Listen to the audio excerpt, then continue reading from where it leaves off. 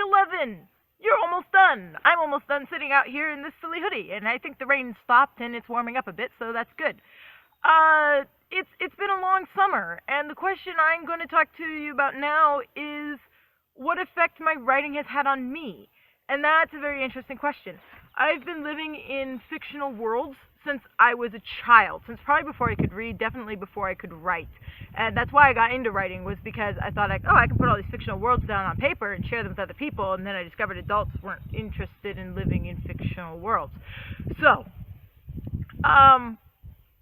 the effect my writing's had on me. My first novel was called Lightning Ranger, and it was kind of a Robin Hood meets the Lone Ranger meets medieval torture stories. I was 14 the first time I wrote it down, and it's not finished yet. I keep working on it and rehashing it, and it makes me cry every time. When I was little, I envisioned this scene where the main character's love interest is executed, and I forget why, because it was a long time ago, and that got cut from the draft a long time ago. I was walking through the woods imagining the whole scene, and I managed to work myself so much that I went in the house and I just cried. My mom's like, "What's wrong?" And it's like, "I don't know," which was a complete and utter lie, because I just didn't want to tell I was crying over the death of a fictional character. Years and years later, I was sitting down and reworking what will eventually be the final draft, if I ever finish it. It's the second part of the final draft of the novel. And there's this very, very serious scene in there where my main character, who's an assassin at this point, he's asked to go kill these three priestesses, because there's this licentious nobleman who everybody knows is going to go have lascivious relationships with these priestesses, and that's a sin that he can be put to death for. So they want the assassin to kill the priestesses so that they can't tell, and it looks like it was just robbers. And when he finds them, they're just devastated, and they ask him to help them commit suicide because of the shame that has been brought on them. And I wrote this scene at about 11 o'clock at night, and I was just shaking halfway through because it was so emotional. So that's one way that my writing affects me, is that I get very caught up in it. I get very wrapped up in these stories. I get very involved personally with my characters, and I hope that translates to the page and to readers, because clearly there's stuff I'm trying to get across in these stories. I hope that'll have a similar effect on somebody else who will read it and go, "Oh my goodness, that's horrible." I'm not doing it for the shock effect, just to think about the implications of something like that. So when I'm writing Supervillain of the Day, let's see, how has it affected me? It's made me think more, definitely, read more, reach out to people, overcome a lot of my own inhibitions, that, things I might not necessarily do if I weren't a writer, and if I weren't able to walk up to people and say, "Oh, I'm a writer, and this is what I need from you in order to help with my writing." Supervillain Day has been interesting because it's been a long-term commitment. I've been working on it for 4 years, and I've got probably that much more to go before I finish the series. I get very involved with Floyd. The interesting thing is that Floyd and I have such differing political and moral worldviews. We couldn't possibly be more opposite. I'm all for peace, and I'm pretty much a pacifist. Floyd, kills to prevent more killing from happening. He's very much an ends justifies the means kind of person. I'm like, let the world burn, but don't do the wrong thing.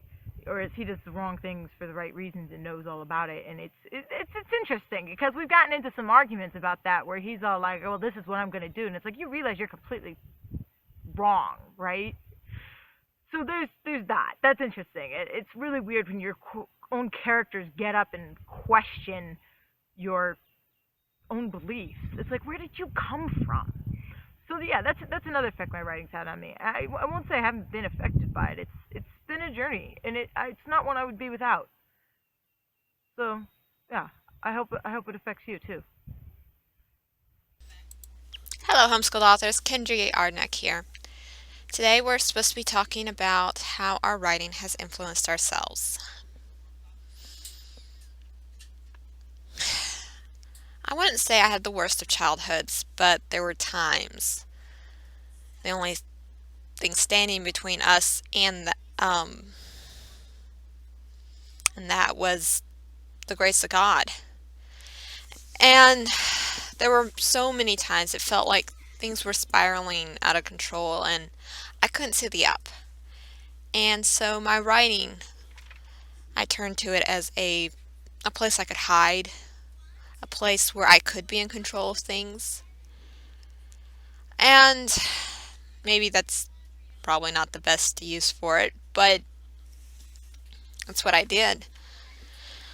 Um, for some specific things, with my Riz clans, they were a lot of my writing growing up. Um, I poured a lot of my hurt and pain into especially the second book.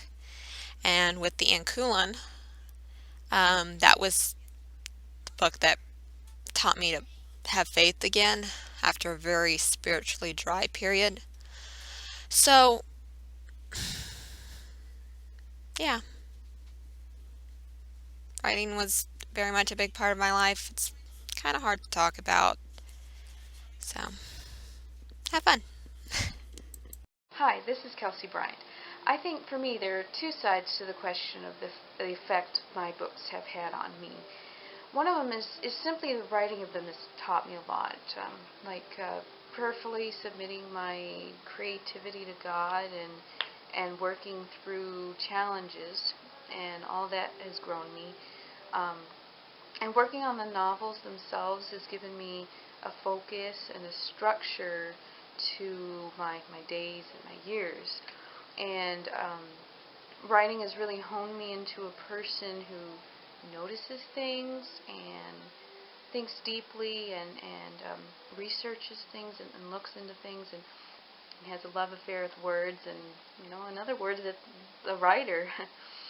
And my books themselves, the books I've written, Family Reunion and England Adventure, they've forced me to work through my beliefs about certain issues and how I would handle them in person, or maybe encourage others to do so.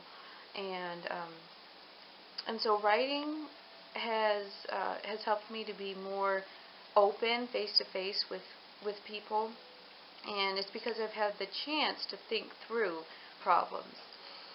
And so, well, my books have helped me grow, and they've helped me stay purposeful for God's kingdom, and they've helped me make new friends even. And so, yeah, I think sometimes books do more for the author than for the reader.